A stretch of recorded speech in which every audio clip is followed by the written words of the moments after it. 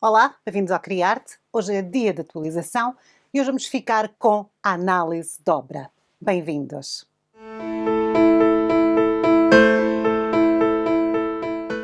Olá, bem-vindos ao Criarte. O meu nome é Sara. Hoje é dia de atualização no nosso canal e hoje vamos continuar com as análises das obras de arte do romantismo da Inglaterra, da Grã-Bretanha. Romantismo inglês. Hoje vamos ficar com mais uma análise de um pintor que já temos algumas obras dele analisadas aqui no Criarte. Ele é inacreditavelmente bom, muito famoso, é talvez o pintor mais conhecido do romantismo, ponto final, e é um dos maiores pintores de sempre de Inglaterra. Eu estou a pensar fazer até um vídeo acerca da sua vida. Deixem nos comentários se têm curiosidade, se querem saber mais acerca deste que hoje vamos falar. William Turner. Vamos analisar uma das mais interessantes obras dele, que é A Tempestade de Neve. Hannibal e o seu exército atravessando ou cruzando os Alpes, uma obra de 1812. Ao analisarmos esta obra, percebemos que não é por acaso que William Turner é considerado não apenas o maior pintor de Inglaterra, mas o expoente máximo do romantismo inglês. Esta obra, Tempestade de Neve, Aníbal e o seu exército atravessando os Alpes, confronta-nos com uma cena angustiante. Temos pequenas figuras que se espalham entre as rochas irregulares de uma passagem pelas perigosas montanhas dos Alpes. No primeiro plano, as figuras agacham-se com medo, desmaiam de pânico enquanto são atacadas por outras figuras ou tentam esconder-se em lacunas entre pedregulhos para se abrigar. No meio do solo, as formas nublosas dos outros levantam os braços em terror enquanto olham para o céu. O fundo deixa claro o motivo do seu terror. Uma enorme nuvem de tempestade negra sobe da direita e se enrola sobre e ao redor do sol. Uma explosão de ar carregado de neve corre ao lado dele. Juntos, o vórtice giratório da tempestade e a coluna de ar gelado ameaçam aniquilar as frágeis formas humanas. Embora as figuras da pintura de Turner se encontrem numa cena de medo e de confusão, a tempestade de neve do artista dá-nos uma janela clara para a arte, para a cultura e também para a política da Inglaterra do século XIX. Em meio às pedras da montanha e à névoa e neve da tempestade, encontramos uma expressão das esperanças do artista para a sua forma de arte escolhida e para o resultado de uma das guerras mais significativas da história da Europa. A Tempestade de Neve de Turner alinha-se com a estética sublime da arte. O sublime foi uma das três principais maneiras de retratar paisagens no início do século XIX. Existem três. A primeira é a linda, era uma forma mais prazerosa, mais suave, mais calma de retratar uma paisagem. Depois temos o pitoresco, que apresentava objetos de interesse numa cena tranquila que tinha algum grau de rusticidade. E finalmente temos o que estamos a ver hoje, o sublime, que inspirou o terror através da imensa escala, escuridão e outros efeitos destinados a fazer o espectador sentir-se ameaçado. Na verdade, no início do século XIX, todos estes modos de retratar paisagem eram populares, mas o sublime era o favorito pelo movimento mais influente deste período, o romantismo, aquilo que estamos a estudar aqui no Criarte. A Tempestade de Neve, com a sua terrível tempestade e evocação de desamparo, está perfeitamente alinhada com a estética sublime e com a subjetividade do estilo romântico. E uma das coisas que todas as pessoas que têm seguido o Criarte e os seus vídeos acerca do romantismo já perceberam é que o romantismo tem muito a ver com aquilo que vem de dentro. É um movimento que surge por oposição ao neoclassicismo, que é extremamente racional, que fala de valores históricos, de valores que estão para além do sujeito. Aqui o romantismo tem tudo a ver com a individualidade e com o sujeito. E o William Turner é um excelente exemplo. Nós aqui no Criarte gostamos tanto de Turner que até temos uma coleção inspirada nas suas obras. Vocês podem comprá-lo, o link está aqui sempre por baixo dos nossos vídeos. William Turner foi uma figura importantíssima na arte romântica inglesa. O seu estatuto deveu-se em parte às suas muitas composições inventivas, como esta que estamos a ver. E acerca da composição desta obra, foi exatamente essa a razão que me levou a escolhê-la entre tantas obras belíssimas de William Turner para terminar a análise de obras deste ano, porque é uma invenção incrível que vai mudar muita coisa na história da arte. Então vamos lá. Esta é uma das mais empolgantes inovações de William Turner. Chama-se o vórtice composicional. O arco da tempestade, que se aproxima ao redor do Sol, parece girar de volta sobre si mesma, como se tivesse criado uma espiral. A curva da nuvem vai ecoar com a curva do solo rochoso que se estende por toda a composição. Turner frequentemente usava este dispositivo em representações de tempestades para transmitir o poder da natureza e fazer com que os espectadores se sentissem como se estivessem no meio da própria tempestade. Nós não estamos a observar a obra de longe, nós estamos no centro desta obra. Alguns dos exemplos mais dramáticos desta sua técnica de vórtice composicional foram criados durante a sua carreira posterior, quando ele começou a experimentar ainda mais radicalmente com a forma. No entanto, mesmo em 1812, a composição rodopiante de Tempestade de Neve demonstrou o seu entusiasmo pelo modo sublime e o desejo de revigorar a pintura da paisagem. Uma das maneiras pelas quais William Turner aumentou o prestígio da pintura de paisagem foi retratando cenas famosas da história. À medida que olhamos mais perto para a pintura, notamos alguns detalhes que nos dizem mais sobre o seu cenário e sobre o seu assunto. Os homens no primeiro plano esquerdo têm pele escura, típica de uma civilização do norte da África, escudos antigos estão espalhados pelo chão e o contorno fraco de um elefante com a sua tromba elevada para o céu aparece no horizonte distante. Ao incluir estes elementos, Turner foi capaz de colocar um evento famoso da história antiga na sua paisagem sublime. O Aníbal, do título completo da pintura, era um famoso general cartaginês. Durante a vida de Aníbal, Cartago esteve em guerra com Roma.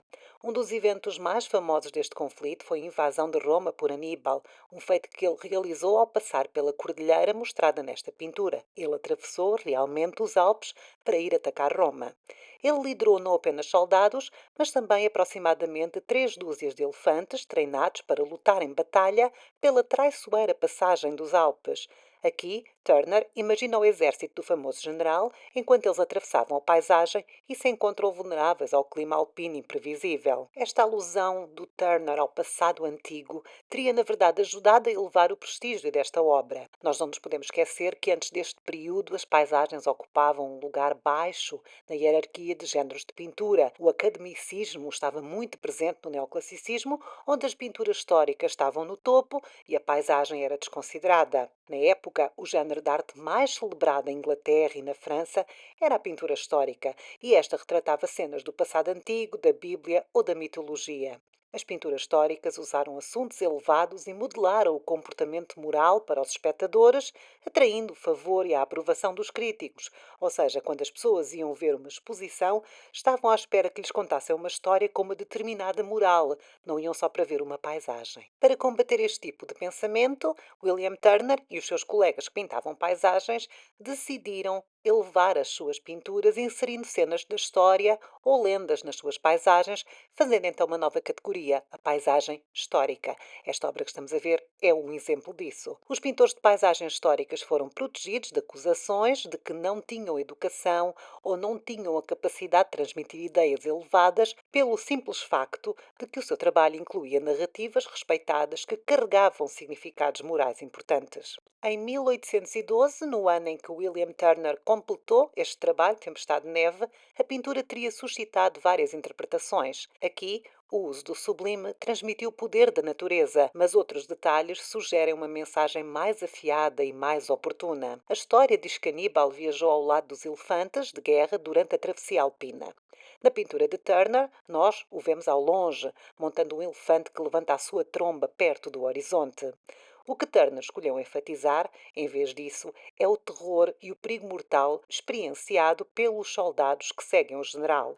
É isto que está em primeiro plano, não é a máquina de guerra, é o poder da natureza. Esta decisão de William Turner é bastante corajosa. Ela convida os espectadores a considerar como os soldados cotidianos se tornam vulneráveis a catástrofes por causa dos seus líderes distantes e desconectados. A decisão de Turner de dar a Aníbal o foco no seu título, mas não o foco na sua pintura, ajuda-nos a entender porque ele pode ter retratado este tema. Paisagens históricas eram muitas vezes entendidas não apenas como as cenas de um passado distante, mas como comentários codificados sobre o presente.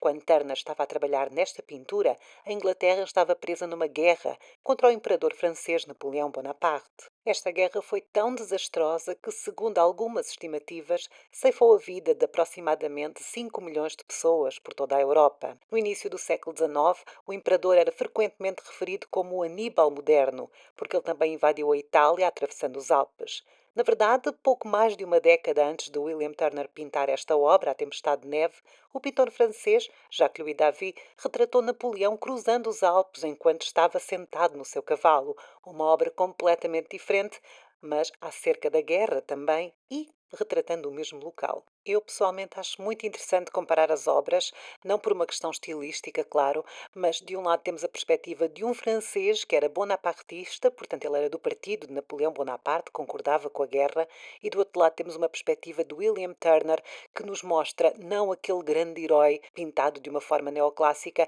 mas o sofrimento dos mais pobres, dos soldados que o acompanhavam, e sendo inglês, portanto é uma perspectiva completamente diferente. Acho muito interessante olharmos para estas duas obras. Aliás, quando olhamos para esta obra de Jacques-Louis David que também estudamos bastante aqui no nosso canal, vou deixar alguns links neste vídeo, quando olhamos para esta obra de Napoleão Bonaparte, percebemos o nome de Aníbal abaixo do cavalo, nas pedras. Isto deixa clara a conexão entre Napoleão e o seu antigo antecessor.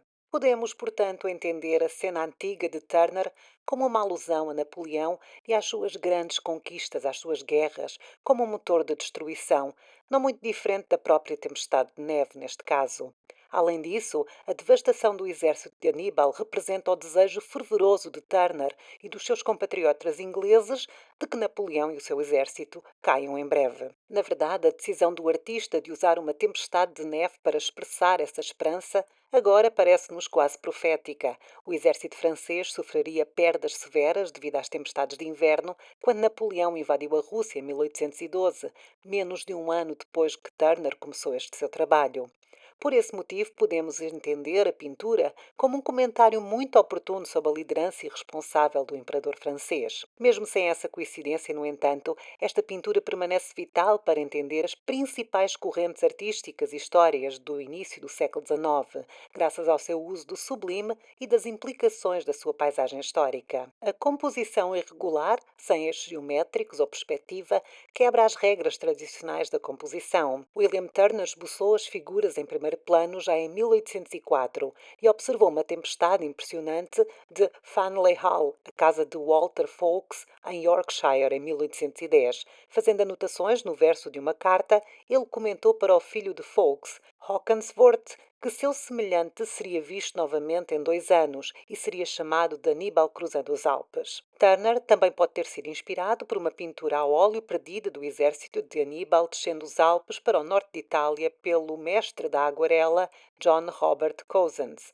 Outro estímulo para fazer a pintura poderia ter sido a visita de uma delegação do Tirol a Londres, em 1809, buscando apoio para se opor a Napoleão. Esta obra foi exibida pela primeira vez na exposição de verão da Royal Academy em Somerset House em 1812, acompanhada no catálogo com algumas linhas do poema épico inacabado de Turner, As Falácias da Esperança. Turner insistiu que a pintura fosse pendurada baixa na parede para garantir que fosse vista do ângulo correto. A obra foi amplamente elogiada como impressionante, terrível, magnífica e sublime. A pintura foi deixada para a nação no Turner Bequest em 1856 e mantida pela National Gallery até ser transferida para a Tate Gallery em 1910. E esta obra, A Tempestade de Neve, Aníbal e seu exército atravessando os Alpes, acabou por ser considerada uma das obras mais importantes e mais interessantes do William Turner, o que quer dizer bastante, uma vez que ele é um dos maiores pintores da história da arte,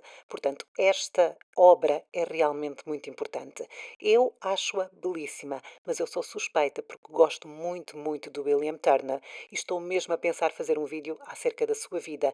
Não se esqueçam de deixar nos comentários se querem saber mais acerca do William Turner, se querem que eu faça um vídeo acerca da sua vida e obra e também digam nomes de outras obras que vocês querem ver analisadas. Vamos entrar em janeiro do próximo ano com William Turner. O que é que acham? Eu acho muito bem, eu gosto muito dele. E pronto, se quiserem apoiar o nosso canal mais diretamente, podem fazê-lo através dos membros do Clube Criarte, deixo o link aqui em baixo do nosso vídeo, nas descrições. Podem também pagar-me um café, podem comprar merchandising na nossa loja, que está também o link aqui na descrição do nosso vídeo, ou claro, podem apenas subscrever, gostar e deixar um comentário gentil. Sejam gentis. Vemo-nos na próxima semana. Até lá, fiquem bem. Eu sou a Sara. Tchau!